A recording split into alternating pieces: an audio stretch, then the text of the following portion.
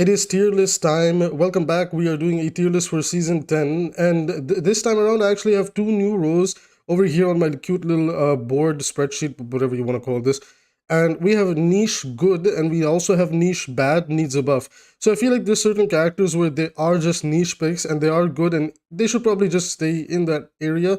And then there's certain characters who are niche but they are struggling within that niche and they definitely need help. So let's not waste any more time and get straight into Season 10's tier list. Starting us off is going to be the tank role. I think I have all of them arranged over here. And we have Orissa coming up at S. Orissa is by far the best tank in the game. She's one of the very few characters in this game that you can genuinely one-trick. She's, again, very, like, we have 40 heroes, and very few of them are very one-trickable. You know, but Orissa is definitely one of them. Orissa is a very powerful tank. She's benefited the most from a lot of stuff that's going on. She's one of the few tanks where she's so flexible in what she can play with and play against. She's overall very powerful. I've spoken about her very dedicatedly in a video, but my goodness, this is one of those tanks that 100% needs a nerf. She's really unfun to play against, and I've been very much the only one who's been preaching about this whole, you know, Orissa's kind of getting out of control and nobody's talking about it. And well, here we are now where Orissa has very much gotten out of control and she definitely needs a nerf. She's very, very strong. Her armor, there's just so much armor, damage mitigation, no downtime. Good Orissa will make you feel like you just cannot do anything against her. Again, a very good Orissa that understands the cooldown rotation, timing herself around corners. It's just, it feels like a nightmare to play against. It also certainly does help Orissa's case that she has a very good matchup against maybe 90% of the tank roster. Very, very few instances where she might struggle. In fact, one of her most traditional counters in Overwatch 2 is Zarya, but this season it really feels like even Zarya cannot do enough against Orissa because of all the HP changes. And you know, when you think about breakpoints and everything, Orissa is such a big winner right now.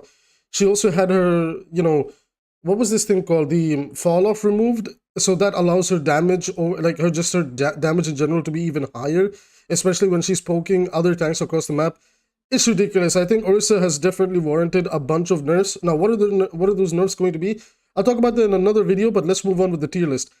Okay, Doomfist. Doomfist is actually A tier. Doom is actually pretty good. I've been playing him in I've been playing him across a few accounts. I've been playing him in the medal ranks. I've been playing him in around Masters with and against GM and also other Master players because, you know, the ranked is all over the place.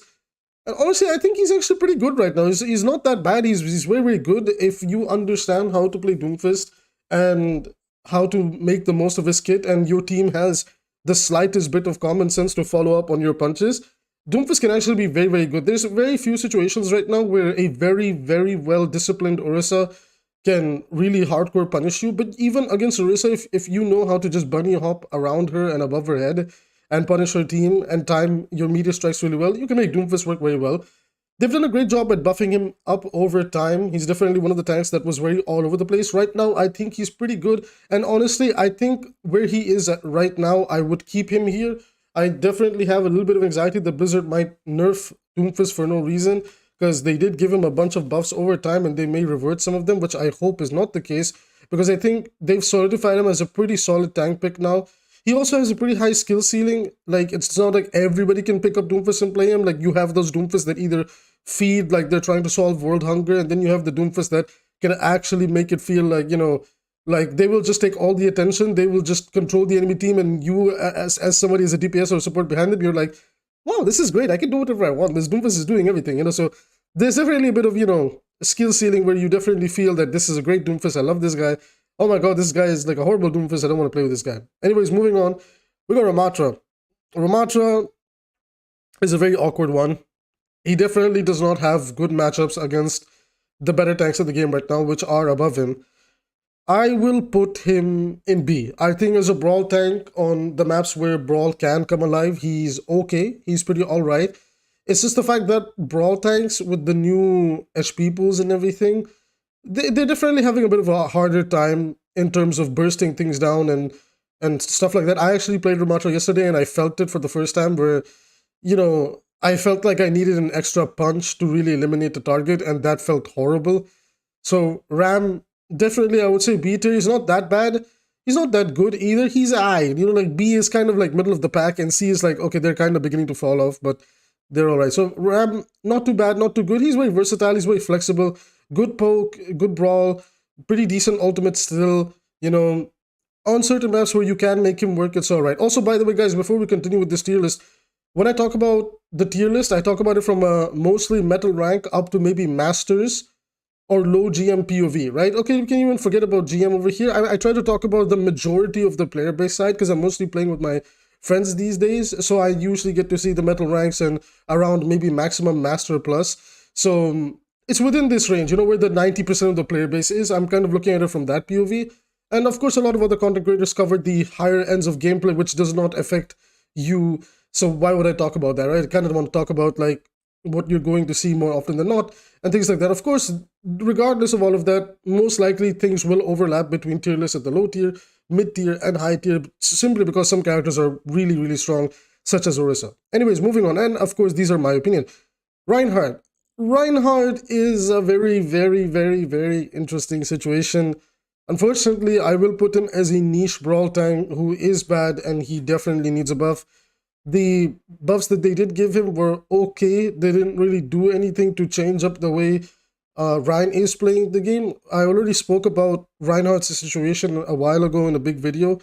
Unfortunately, Ryan just got defeated by the fact that he's a tank who just failed in transitioning into 5v5, which is funny because a lot of tanks from Overwatch 1 didn't struggle as much as Reinhardt did moving on to 5v5, but Ryan needs a lot. And again, I might do a new video talking about how I would rework Reinhardt. So, with that out of the way, we're moving on to Roadhog.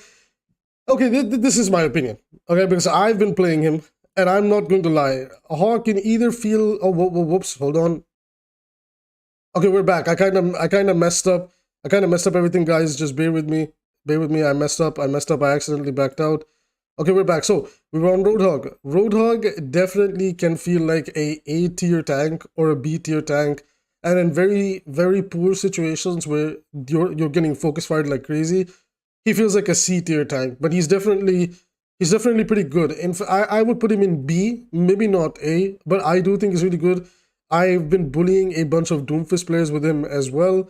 He is not that bad. He definitely, like, if you're going up against Orissa, he'll immediately drop down to like F tier. But he is pretty good. He's very good. His rework, I still think his rework is pretty good. And again, while they didn't change up his playstyle and everything, they gave him an excuse to keep his one-shot. His ability to still one-shot things and the way his new poke fireworks, once you get the hang of it, Hawk can still feel pretty good, I'm not gonna lie, right? Anyways, moving on to our next tank. This is gonna be a bit awkward since my whole stuff got messed up, but I believe it is Diva. Diva is interesting because I do believe Diva is quietly a pretty strong tank. She's very tanky. She can stay alive very, very well. And again, it depends on the pilot, not the mech, if you guys know what I'm saying here. I will say Diva is A tier. She's not S tier. I will say she's A tier. She's pretty alright. Has pretty good matchups against a majority of the tank roster. She does a pretty good job at shutting down hit scan value as well. Lots of hit scans and tracer players are not going to like a good Diva that's very good at marking them. Even Sombra, you know, a good Diva can mark Sombra really well. So I would say Diva's probably A tier or maybe maximum like really high B tier. You know, it's a very interesting situation that Diva is in. Moving on, Junker Queen. Now this is going to be a little bit controversial, but if I could have a niche good or niche needs a buff, Queen would definitely fall in there. I don't think Queen is bad. I think just, again, Queen doesn't really fit into the state of the current game, and they are recognizing that. They are buffing her. They give her a little bit more carnage damage, but if I'm being very honest with you guys, I don't know if that's enough. And again, I don't know if I want to put her in niche good or niche bad. I didn't play her that much this season because anytime I did, it just felt pointless because healing is still as strong as ever and all that type of jazz. So I don't know, honestly, I'm just going to drop her in niche bad. I don't know if she needs a buff or not, or if it's just the state of the game, but perhaps, you know, she could use some help. She's definitely not at Reinhardt level of garbageness, but she can feel underwhelming. You know, she just doesn't feel like she has any oomph.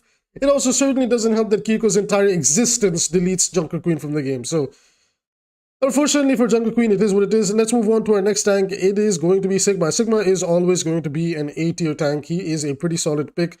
He is very good. He's very good on a lot of different maps. He could fit in with a lot of different compositions. He doesn't necessarily care about what supports are being played with him. You know, as long as he has some complementing poke DPS to help him burst targets down, it's pretty alright. So, you know, and of course, as always, like, you know, Sigma comes alive on those sniper maps the most. Sigma's pretty well-rounded. I would put him in A tiers. He's a very, very well-rounded character. He has decent matchups if you can maintain your distance. He obviously does not like the matchups against characters like Doomfist. Ryan actually is a very good matchup against Sigma. If you can get up in Sigma's face, Sigma will struggle quite a bit. So, despite all of that, like, you know, some interactions with other characters here and there being all over the place, Sigma is a pretty good, well-rounded tank who he's just transitioned into 5v5 as just one of the better tanks. He's seen, I think, the most minimal buffs a tank has ever seen in 5v5, and the only time they ever touched him, I do believe they did nerf some stuff about him, but it was practically pointless. Moving on from Sigma, our next tank, let's just go through this little thing here. We got Winston. Winston's in a bit of an awkward spot. In my opinion, he's kind of B. Because I'm thinking a lot about, like, you know, the fact that Wrecking Ball got a pretty big buff and a lot of people don't understand how to play with that buff yet. Orissa being very strong and, again, healing just feeling like it's back to full power again. At least, again, in metal ranks and up until Masters where, you know, games are not super coordinated and things like that, Winston can feel a little bit rough to play. And, of course, you can 100% make him work if you're a great Winston. If you're a great Winston, he goes up to 80, right? But from, like, a general gameplay perspective of trying to make him work, especially if you run into, like, Diva, a really good Doomfist, or even an Orissa that can just knows how to use her E and her spear to deny your value, it can feel like a nightmare to play Winston. And of course, as always, Roadhog just has a fantastic matchup against Winston as well. Very, very easy to burst a Winston down. You know, again, this is just my opinion, and my criteria is metal ranks up until, you know, like Master. So just keep that in mind, all right? Moving on from Winston, we have Zarya. Zarya is in a very interesting situation. She's actually pretty well-rounded. I would say she's like Sigma, where she has really good matchups against Diva. Sigma, the matchup against Doom and her is also just skill dependent if the Doom is an idiot or not. She's pretty alright. I would say she's an A tier tank, and she does have a good matchup against Orissa, but because Orissa is just kind of overtuned in terms of numbers on her HP, numbers on her armor, Zarya does struggle against Orissa. Otherwise, I would put Zarya into the S tier because, I mean, honestly, most of my ranked games are pretty much just a coin flip on Orissa, Zarya, Orissa, Zarya, Orissa, Zarya. So Orissa and Zarya, pretty good tanks overall, but I will say that Zarya is a A-tier tank. Maybe she's above Sigma just because she's a little bit more flexible in the different locations that she can be played with, and I would argue her ult is better than Sigma's because it's just a lot more consistent in its ability to do something.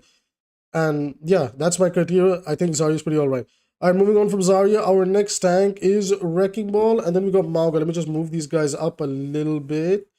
Alright, there we go. So, Mauga is niche and he is good. I will definitely say Mauga, like, there's very, very few situations where, like, there's definitely comps and situations where Mauga feels completely useless, don't get me wrong. But against a bunch of compositions, Mauga can actually feel pretty viable. I was pleasantly surprised playing with him, playing against him, and then playing as him, that wow, okay, he's not been utterly guttered. And sometimes characters like Mauga, they just need to be niche. They shouldn't be made meta because their kit can be very unhealthy for the game. Another character like this is Life Fever. So Mauga, you know what? He's alright. He's niche, he's good. We just gotta keep him there. Moving on to Wrecking Ball, and this is the most player-dependent tank that I would ever talk about, because a really bad Wrecking Ball is instantly F tier. A really good Wrecking Ball can feel like S or maximum A tier. And again, I've been playing against some really good Wrecking Ball players. We've done some scrims against some Wrecking Ball players, and man, let me tell you, those big HP bar dive flankers, like, they're not fun to play against. Like Tracer with almost 300-ish HP. So Wrecking Ball can definitely feel like a pretty strong A-tier pick. He's definitely slept upon, and I would argue that a lot of ball players are pretty selfish in the way that there's some of them that don't want to give adaptive shields to their teammates, or some of them that don't even realize ball has been buffed. And yes, I'm not kidding about that. There's a bunch of ball players that don't even realize he's been buffed. So it's a little bit weird, but again, in the situations, I'm particularly thinking about Masters because at least this is where I'm playing more often than not nowadays. Over here, balls are actually pretty good, and he does feel like a pretty strong A-tier pick especially when Tracers and Sombras of that level are already very good at staying alive, and them getting those HP bonuses can feel pretty oppressive. So I will definitely put him in A tier. Again, this is the most player-dependent character in this list. If the player is good and understands everything about the character and timing it well, Ball is A tier. And then in another situation, if the player is horrible, then yeah, he's just garbage tier. So for now, I'll put him in A tier. He's pretty good. And again, people are sleeping on him. We're just getting more and more problematic tanks. But I would say right now, Orissa is definitely the biggest problem. I think that is it for the tank list. We don't really have anybody else who is up here as a tank, which is all right. So again, S tier is Orissa, A tier is Doom, Zarya, Sigma, Diva, Ball. B tier is the Ratra, Roadhog, Winston. Niche good is basically, Mauga, and then niche bad, maybe need a buff, is Junker Queen and Reinhardt. Again, these are just my opinions, so please respect that. And if you disagree or agree with any of them, then feel free to let me know, because that's what, these discussions are all about. Now, let me do some editing magic and get back to you with the support tier list. All right, we are back. It is time to do the support tier list, and then we'll do the DPS one. Let's not waste any time. We have Moira. Moira is still an S tier pick. She is still very, very good. In the current state of the game, it's all about being mobile. It's all about staying alive. I would actually argue that having really high heal uptime is not that much of a priority like it was before the DPS passive state. But being a mobile, being a mobile support and having pretty good DPS, even though they did nerf it just a little bit, although I don't think it was enough, it's pretty negligible. Her coalescence is pretty much always a teamfight win. It is a very powerful ultimate, and they made her even tankier within it. I already thought she was really hard to kill with the new HP, the 250 HP and the self-heal coming from it. But the fact that they buffed the self-heal on it, my goodness, that thing is insane. There's a lot of times where I am able to punish Moira and she just stays alive because they just buff the self-heal on it, and it's ridiculous. Moira, still a pretty S-tier support, very flexible, fits into a lot of compositions. Very, very, very, very few scenarios where she's bad. Definitely one of the best supports right now to play. Ana, I really cannot believe I'm doing this. I really cannot believe I'm doing this. And it really pains me to do this, but holy shit, Ana is utter garbage tier.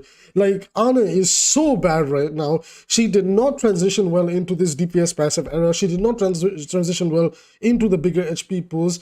I really, really think Blizzard needs to reconsider how they're approaching Ana or the current game state, because a character with a high skill ceiling like her and pretty much everything on her kit needing skill being this bad is utterly ridiculous. Ana's biggest problem right now is, number one, she's not mobile. So if she gets dove and she gets harassed upon by a 3-to-1 dive, irregardless of the characters that are running after her, it's pretty much GG's for her. She's pretty much a free kill more often than not.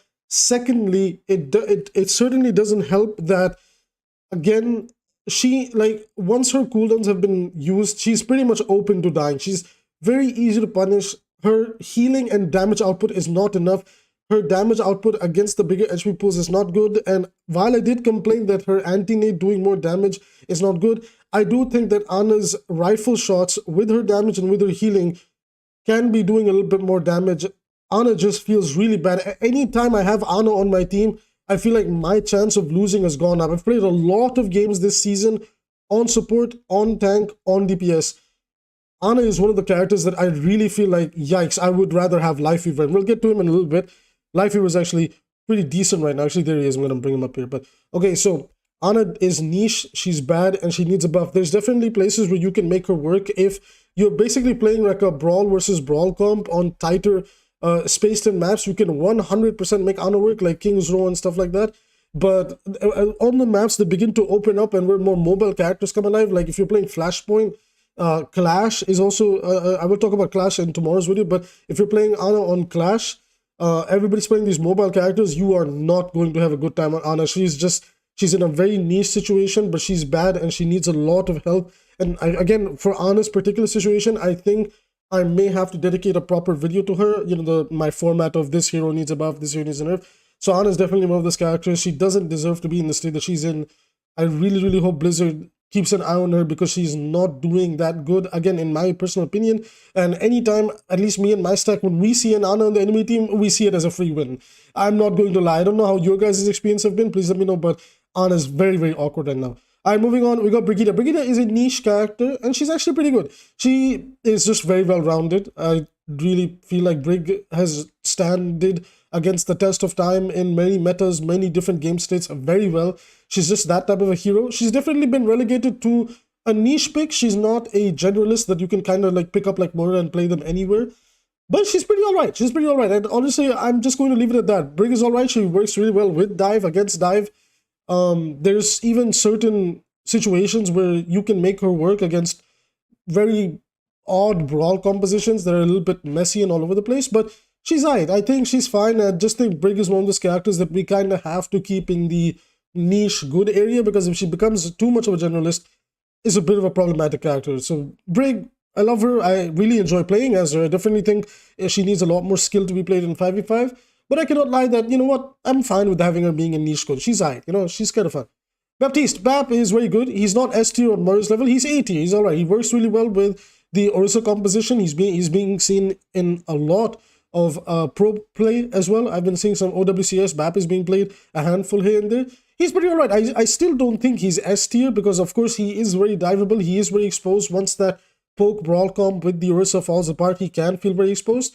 He can also be played into brawl composition. He's pretty good. His damage is pretty alright. His matrix is really good. If you have somebody to tag team it with, he has some good synergy with a bunch of DPS, especially some of the more meta DPS like Sojourn.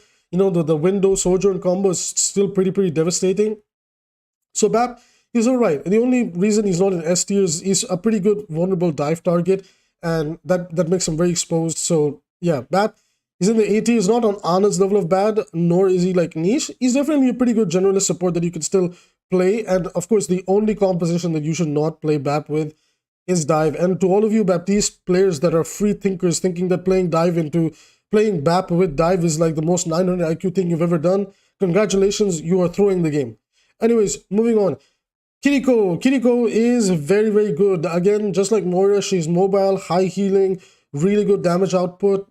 She did kind of suffer from the changes that were brought into the game. Obviously, she cannot two-tap people anymore, but imply, like, you know, like you don't really feel that as much, because if you're not going for the flank playstyle with 𝐒𝐿𝐄 and kind of just complementing your front line, 𝐒𝐿𝐄 can feel very strong. In fact, I'm not sure whether I want to put her in S or A tier, but honestly, given the fact that she is one of the most flexible supports, can be played with against anywhere in any situation, I will put her in S tier. She is very strong, and I still cannot believe Blizzard didn't get rid of the invulnerability.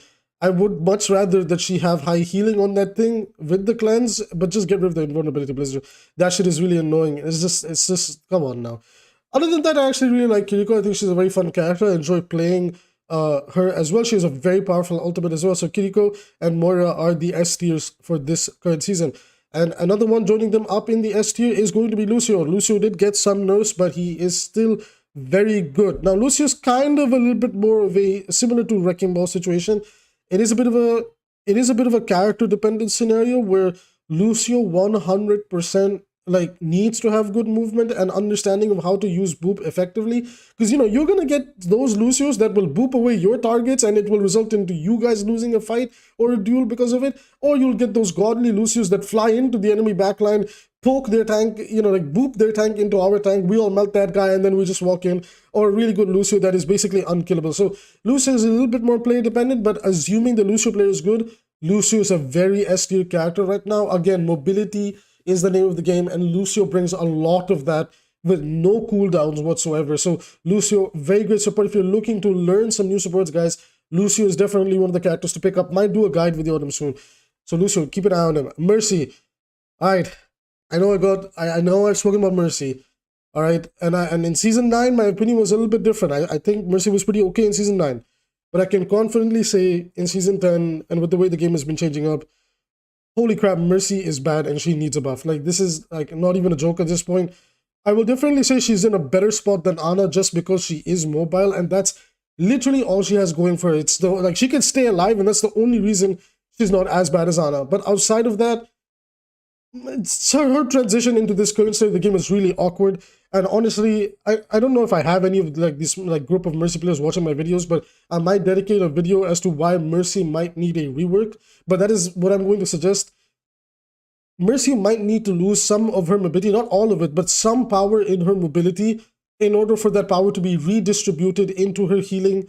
I don't think it should go into the damage amp, or I do think it is finally time that we remove Resurrect from the game and just put in something new that helps out Mercy. Maybe like a drone that she drops on the floor that heals people, or like a sky drone that, you know, like 𝐒𝐈𝐈𝐓𝐄𝐇's old concept. For anybody that watched that video that I did, where 𝐒𝐈𝐈𝐓𝐄𝐇 could summon a floating drone and heal, so she could call it like the Valkyrie bird or something, but just anything to help Mercy out, because definitely at the moment within the current season, oh my god, Mercy is very awkward. And again, if the player understands Mercy's movement really well, at best Mercy is a B tier pick. But outside of that, from a general gameplay sense, because again, I am thinking about metal ranks, not just Diamond and Masters as well, Mercy can feel really awkward, I'm not going to lie. She definitely feels like a bit of a yikes situation. So Ana and Mercy definitely could use some help. They're niche, but they're bad, and they definitely need some buffs. Moving on to Zenyatta. Zenyatta is a very interesting situation. Now, against 3-1 dive comps, against a lot of dive characters, Zen can feel really bad. But outside of that, I would rate him as a pretty good B tier pick. He's pretty decent against a lot of poke/brawl comps. Against them, just because he doesn't have the direct threat of a Tracer or Sombra ready to pounce on him like a pack of hyenas, Zen can feel pretty strong. Zen definitely feels really good. He's also very good against the Orissa. So Zenyatta, I would say he's a B tier pick. I would put him in A tier, but I don't think he's A tier. I think he's B tier, and he's pretty alright. You know, he's pretty alright. Discord Orb is still pretty good. His healing is why the points kind of drop off.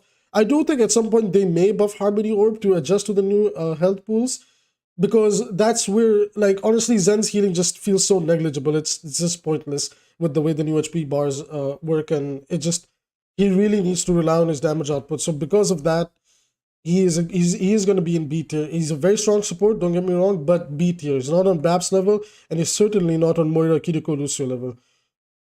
Moving on, and I know this is going to surprise a shit ton of people, and excuse me for the language, but Life Weaver is A tier, and I do not want to hear arguments on this, because I know there's going to be a bunch of Life Weaver players that are going to disagree and say things like the buffs weren't enough.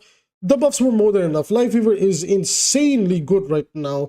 There's so much stuff that I've experienced against him and with him, where I felt like I was going to die, and Life Weaver's insane healing output with like just his healing in general, and also the tree pulsing for so much HP now, like it's crazy. I really feel like whenever I'm playing with him or against him, I'm experiencing goats again, and dare I say, an even worse version of goats, where I don't know, man. Like, I have so much to say about Life Weaver. Maybe this is not the video for it.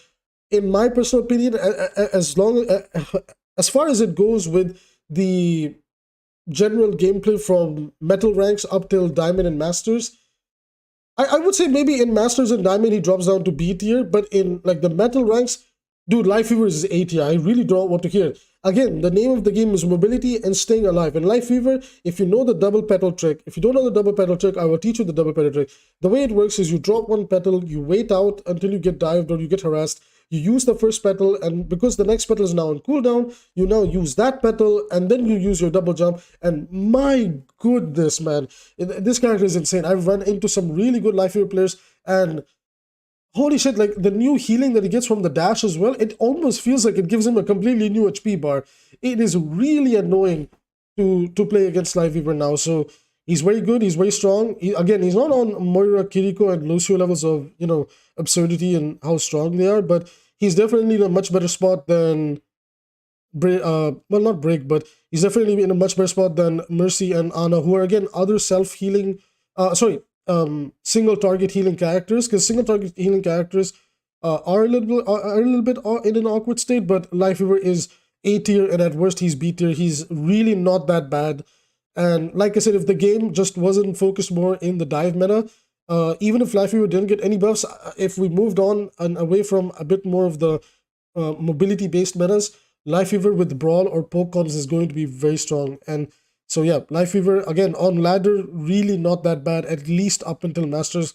You can 100% make Life Weaver work. Lots of upsides to him.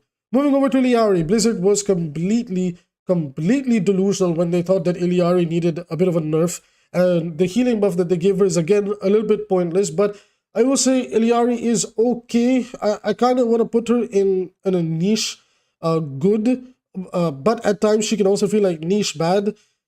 So I'm just gonna put her in C tier. She's Zen but worse, which is funny because when she came into the game, she was supposed to be Zen but better. I don't know. I really like 𝐒𝐈𝐈. She's not as oppressive anymore. Her pylon is very squishy now. Very easy to take out if you just play Sombra and virus it, because it's just more than enough damage to take it out.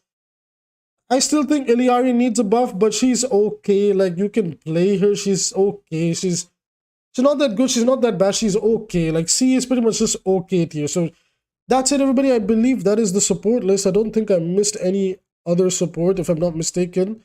So yeah, with that being said, I'm going to do editing magic and see you on the DPS side of things. Alright, we are back. Now it's time for the DPS side of things. Starting us off is Ashe. Ashe is a pretty A tier pick. Honestly, she's pretty solid. She's got burst damage, she's got range, she's got a pretty decent ultimate.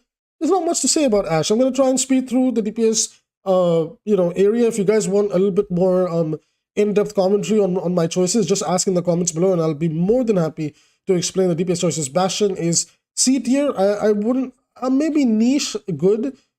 Yeah, you know what? I'll put him in niche good. Like, he cannot be played everywhere anymore. He definitely has places you can play him and he can feel pretty good. Outside of that, he's high. He's okay. He's not, and I think Bastion is again one of those characters where you just kind of want to leave them niche, man. Like, he's just not fun when he goes above C tier. Bastion's right. Alright, moving on to Cassidy. Cassidy has definitely come alive. He's in OWCS, Cassidy has been seeing a bunch of play with Orissa because he's very good at marking Tracer. The mag grenade is still very powerful. And he's alright. For some reason, in the current state of the game with the new HP pools and the way everything is working, he's okay. He's definitely not a bad pick. Maybe I wouldn't put him in A tier, but I'll definitely put him in B tier. He's pretty good, He's pretty good. Don't think he's that bad. He's pretty alright. We do know that 2 DPS are confirmed for a rework, and I do believe that one of them is going to be Cassidy and Reaper. And speaking of Reaper, that brings us to him. Reaper is utter garbage. I cannot believe this, man. Like, Reaper is by far one of the most useless character I've ever seen in a video game. The most useless character I've ever seen. He's niche, he's bad, and he needs a buff. And that's what I'm gonna drop. I don't even want to talk about Reaper, man. He doesn't do anything. He doesn't do anything. Like, how did Blizzard put a tank buster in the game that cannot bust tanks? It's like, what are you supposed to play him? Like, all they have to do is tighten his spread to the way it was in Season 1 and understand that with the new HP pools and everything, he's not going to be as oppressive anymore. Seriously, Blizzard, it's that simple. You don't need to rework the full kit and give him some new moves or shit. Just tighten the spread and let it go, man. Jesus. It's not that hard. Anyways, moving on. Echo is a pretty A tier pick. She's very good. Lots of people sleep on her. She's very, very good. She's been good for a while. She just kind of goes in and out depending on compositions and everything. There's other characters better than her, but Echo is pretty good. Genji. Oh, this is very, very weird one to do. You guys know I'm a Genji main mostly. I don't know. Honestly, he's B or C tier. There's so much I want to talk about Genji. He's B or C. He suffers from a lot of stuff in the game right now. Blade was basically net nerfed. His damage is really bad against the new HP pools. I kind of want to say he's more of a niche pick now than he actually is kind of a general duelist. I don't know. I think he's C tier or B tier and he needs a buff. He's one of those characters where, again, you can make him work if you're being given resources. But it's ridiculous that Genji has to rely so much on his team to be able to do anything, and I don't know. Honestly, I think he's C tier. For me, he's C tier. There's just everybody in his role of a flanker DPS. There's just everybody in him in that category does it better than him. Sombra is a better flanker, harasser, DPS. Tracer's better. Echo's better. Venture is a better Genji now than Genji is in the duelist, type of playstyle. So I don't know, man. Like, I would put him in B tier, but with Venture coming in, it just kind of knocks Genji down one more tier because it's just awkward. Like, Genji does need some help, but I will not lie. There are situations where you can make him work, but the insane resource dumping that needs to be done into you, I just think that's just not good. He's a high skill ceiling, a very low reward character. Genji needs a buff, but I will put him maybe B tier. All right, you know what? We'll be a bit generous, B tier. But you know who I will not put in B tier is Hanzo. Guys, look, I'm going to be 100% honest with you. Hanzo is not that bad. In the rightful circumstances, he can definitely be a good B tier character. But overall, he's lost his identity. He's niche character, and he's bad. He's not Reaper levels of bad, but he definitely needs a buff. Hanzo should be given his one shot back, in my personal opinion. I've never had a problem with it. They even nerfed his projectile size to the way that it used to be, if I'm not mistaken. So he's been completely unaccounted for in the current game state. And if they want to keep him in this like state where they don't want to have him one-shot stuff, just increase his bow charge speed and the speed of the arrow. So if you guys remember back in Overwatch 1, there was a state of the game where Hanzo could do that, where he was charging the bow faster and the arrows were shooting out even faster. This is something that Hanzo needs back if they want to stay away from the one-shot playstyle. Because again, it allows his overall DPS uptime to be faster than before. So he won't feel as bad as he does right now. Because he feels so slow compared to everything. Next up is Junkrat. Oh boy, this one's interesting. He's niche. He's okay. I wouldn't say he's good. He's okay. You play him on Legion Control Center. You play him on Icon Wall Point 3. You can play him in a bunch of places. He feels alright. He feels pretty decent. He's okay. You know what? He's alright. He's a niche character. I don't think he needs buffs. He definitely lost a bit of his identity too. But I do want to play a little bit more of Junkrat this season before I give a proper breakdown on him. So for now, I will just put him in niche. Good. He's okay. You know what? He's good. Mei is a very, very interesting situation because in the most perfect scenario, she can feel like a A tier character, maybe B tier character. But for now, I will put Mei in C. The bigger HP pools and everything is definitely not something that Mei likes. It kind of screws her over. She doesn't have that much power to really burst people down. Her icicles are really good, don't get me wrong. But she just kind of feels like a character they didn't account for. And I don't think they even care about accounting for it. They don't show any signs of, oh yeah, we're going to change Mei and we're going to, change her up. And I really hope I don't jinx a Mei buff into existence. I think Mei is one of those characters that just is a little bit unhealthy for the game for a variety of different reasons. I know she has skill ceiling in her walls and shit, but I mean, just play tank and you'll realize why that shit is just so unfun. It's just a weird thing for me. She can work on her good maps. If you know what you're doing with her, she can definitely work, but there's just better characters to play.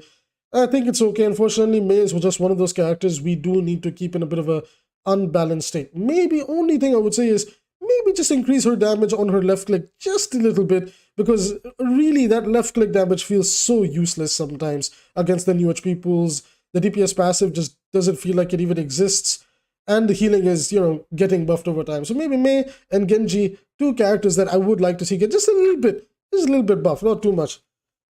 And that brings me to Fara too. Fara is also C tier, and same thing as before. Fara can feel good on certain maps. Okay, you know what? No. She's definitely better than she's a niche character, and maybe she's not a generalist like Genji, but she's niche, she's good, and on like certain maps, she can come alive. But I have a very interesting video that I'm going to be doing on Fara very soon, where I will kind of break down the problems with Fara, and maybe it is some things that, the dev team overlooked.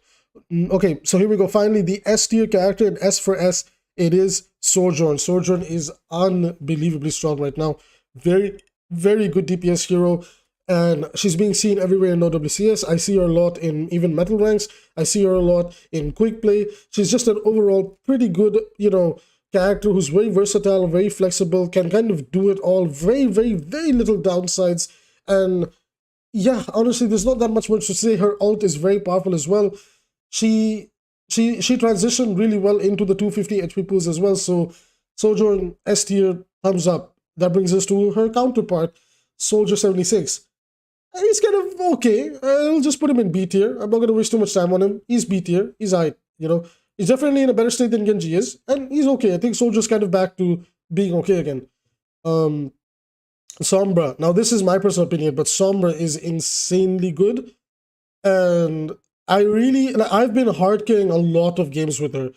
I don't know, maybe if it's my server or something, and I know Sombra still sees some play here and there at higher levels of play, but my goodness, Sombra, especially on ladder, there's so much stuff you can do with her. There's so much control you can have on the game. EMP is a beautiful team fight winning ult. I mean, I've been playing with my stack, so they do a great job of following up on EMP. But Sombra is pretty good. I would definitely put her in A tier. She does a great job of isolating supports. Man, and even spawn camping with her can be really fun and frustrating. But yeah, at best, Sombra is an A tier pick. At worst, she's maybe a good B tier pick. So at least for me, for now, I will put her in A tier. You definitely do not play her for the damage. You play her for a lot of setup and engagement for your team. But on your own, you can still do a lot. And outside of all of that, if that's not working out, you're still an EMP bot and you still build EMP pretty decently fast. So Sombra all around pretty good, maybe low A tier, high B tier character. Next up, we have Symmetra, and as much as I actually really enjoy playing Sim, surprisingly. And as much as I really want to put her in niche good, I'm sorry, but Sim is one of those characters that 100% is a niche character who is bad and needs a buff. I will have a Symmetra video coming up very soon where I will talk about her in a lot more depth. For now, I just kind of want to speed through this since I'm very well aware this video has gone on for quite a bit of time. Torbjorn is a pretty good B tier character, and I will always say Torb is very good. He is really not that bad. And again, it just depends on the meta that's going around. He's still pretty good. I'm not going to lie. Fighting a 400 HP Torb is a nightmare, especially at close range, as a Tracer or Genji or Sombra. So he's very good at zoning off flankers with his turret and very good at even dueling them with his shotgun and the burst from Overlord. Oh my god, Torbjorn Overlord, what? But Overload. So Torb, not that bad, pretty good pick, B tier pick, okay, B tier pick. Not on the level of these guys, for sure, but definitely B tier pick. Tracer is S tier. Tracer will always be S tier because she's insanely strong, and her ability to also apply the damage passive from across the map by sneezing at you is also very good, and somebody else can follow up on it without that person realizing. Tracer is very strong. I don't think I need to explain why Tracer is so strong. Just very, very great character overall. Very flexible, works well with dive, works well with brawl, works well with a lot of comps.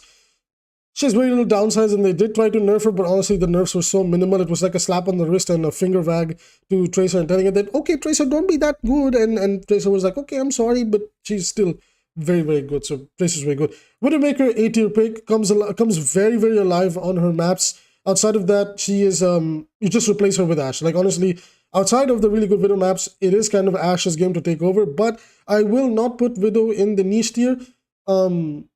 There's a lot of maps you can play Widow on, and of course she comes, and again, implying your Widow is good, she does come alive. So Widow will be an A tier pick, at least in my opinion. Of course, against dive comps and everything, she immediately drops down to a good C tier, and by that point, you should probably swap. But implying that you are playing Widow on Havana, on Junkertown, and things like this, she's a pretty solid A tier pick, I'm not going to lie. And of course, if you're very good on Widow, then she becomes S tier immediately. So Widow just kind of depends on the player. She's just one of those characters, it is what it is. That brings us to our final DPS, if I'm not mistaken, and I've not missed anybody else in this tier list. And that is Venture. And honestly, for Venture, I'm going to say they're either A tier or B tier. It just depends. It just depends on the game. Like, I think a lot of people are agreeing right now that Venture is very, very hit or miss character. And I think a lot of that has to do with the fact that Blizzard did change the way their burst damage works. And I spoke about this in detail too when we read out the patch notes that they did make Venture a little bit inconsistent with the way their combo works. But I think that's about it, really. And yeah, I believe that's it for the tier list video, everybody. So let me know. What do you think of the tier list that I had for tanks, supports, and damage? Do you agree? Do you disagree? What does your tier list look like? What would you change up? That's just going to be it for me, everybody. I hope you enjoyed the video, and I will see you in tomorrow's video where I will be giving my honest opinions about Clash as a game mode. And I got some pretty good footage, so keep an eye out for that. With that being said, I will see you in tomorrow's video.